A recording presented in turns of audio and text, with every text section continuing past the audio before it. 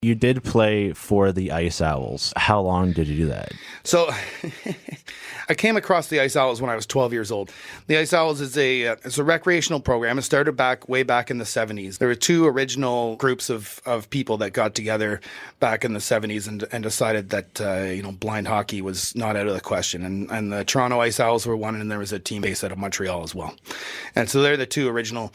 So when I was 12 years old, I was at a charity event for Variety Village, which is an organization in the Toronto area that encourages kids and people of all ages with all types of disabilities to participate in athletics and sport. And it's a great charity program, great not-for-profit program, and it's been around for years. I was a part of the Variety Village, and so I found out about this charity hockey game that they were holding, and the Ice Owls were part of that. And so I went and saw that first game, and I just thought, oh, this is what I want to do, So immediately I start bugging my mom. And, Mom, I want to play. And she said, well, they're adults. Like he can't just go out there. And so I bugged her for years. And finally, when I was 14 years old, just about turning 15, I got a call at the house from the gentleman that was leading the Ice Owls at the time, a gentleman named Ed Parento. He came on the phone and started talking to me about the team and said, well, I know you want to play, but you're gonna have to wait a couple of years. You have to be 18. It's insurance stuff. And at that age, you just think, that's BS, man. Like I just want to skate and play. Yeah. And so he said, listen, how big are you? So, pretty big kid, I'm about 5'8", 5'9", and about 160 pounds. And how old are you? So I'm turning 15, sir. He said, well, can you lie?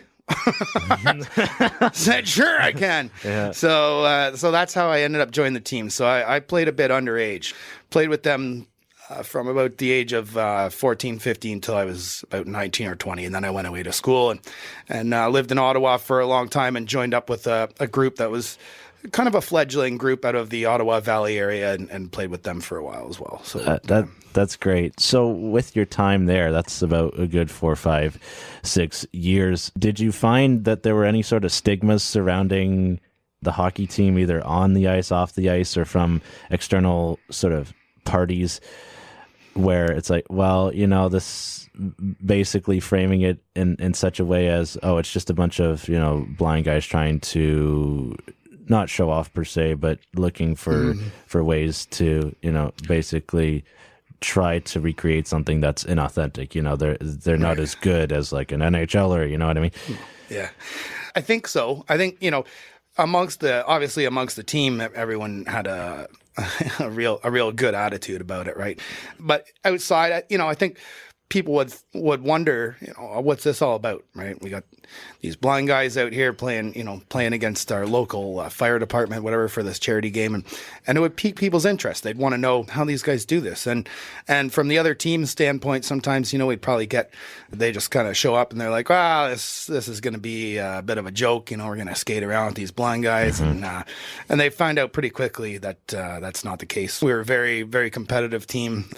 And we had, there's varying degrees of sight, right? So a lot of guys had pretty good vision and could move pretty well. And then, I had the younger guys like me that would skate around 100 miles an hour and just try and skate through the boards. And then you'd have some older guys that were, crafty veterans, so to speak. So everyone had their skill set, right? And other teams would figure out pretty quickly that it wasn't going to be a picnic. So that's great. I think any sort of attitudinal stuff that we faced either on the ice or off the ice was dispelled pretty quickly once the puck dropped. Craving even more disability content? Links to the full podcast episode and other great clips are only a tap or click away, just waiting for you in the description.